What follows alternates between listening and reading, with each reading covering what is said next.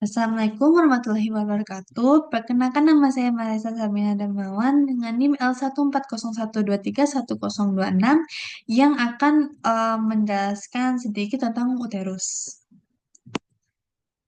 Nah, uterus sendiri dia itu merupakan salah satu organ reproduksi wanita yang berfungsi sebagai tempat terjadinya fertilisasi dan perkembangan janin.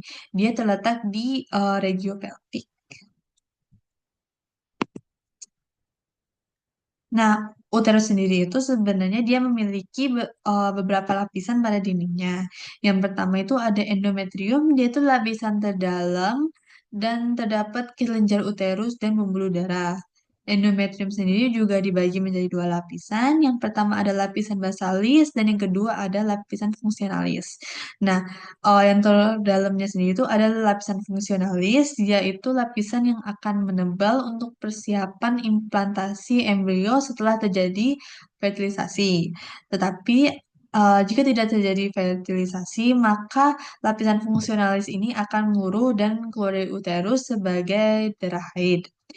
Ada juga lapisan basalis, yaitu lapisan yang berada tepat di bawah lapisan fungsionalis dan berfungsi untuk meregenerasi lapisan fungsionalis yang tadinya meluruh. Yang kedua ada miometrium, yaitu lapisan tengah dan dia berisi otot-otot polos. Terdapat otot polos berbentuk longitudinal dan ada juga otot-otot yang tersambung oleh jaringan ikat interstitial. Dia berfungsi untuk mengkontraksi uterusnya.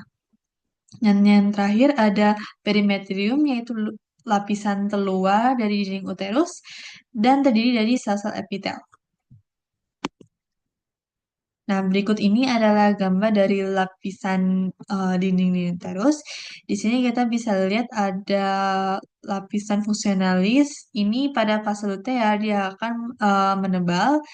Di bawahnya ada lapisan basalis, lapisan myometrium, dan ada juga di bawah ini harusnya ada lapisan perimetrium.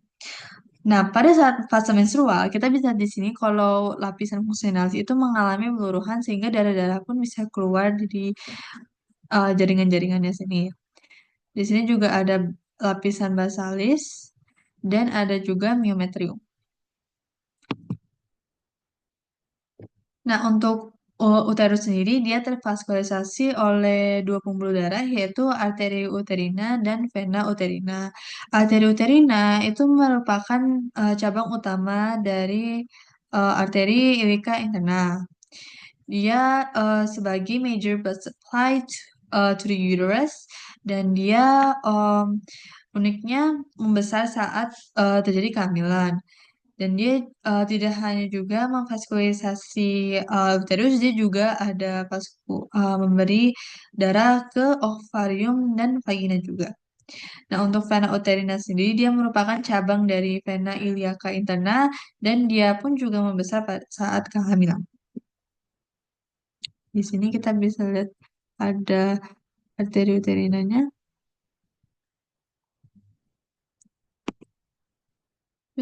Untuk inervasi uterus sendiri dia ada dua, ada yang simpatik dan ada yang parasimpatik.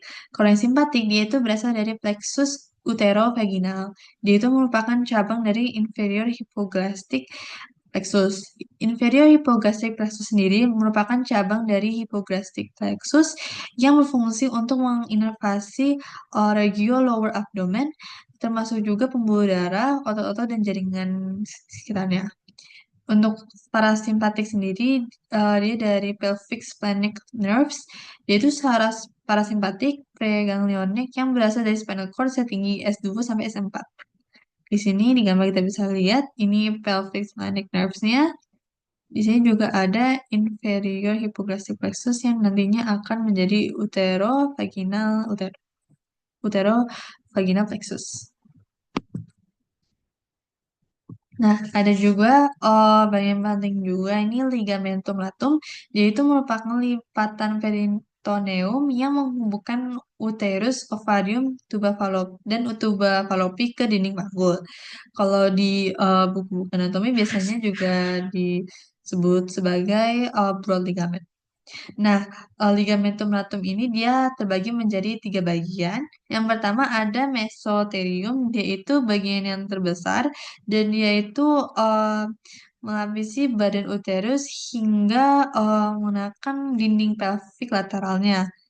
Di sini bagian mesotheliumnya dan ada juga mesosalping, dia itu bagian superior yang melapisi hingga tubuh falopinya. Ini dan ada juga yang terakhir mesovarium sesuai namanya dia itu menghubungi ovariumnya. Di sini kita bisa lihat mesovariumnya. Nah, ligamentum itu sendiri itu dia berfungsi untuk memfiksasi posisi uterus dan menjaga hubungan antara uterus, ovarium, dan tuba falopi. Berikut ada referensi yang saya gunakan. Terima kasih sudah menyimak. Wassalamualaikum warahmatullahi wabarakatuh.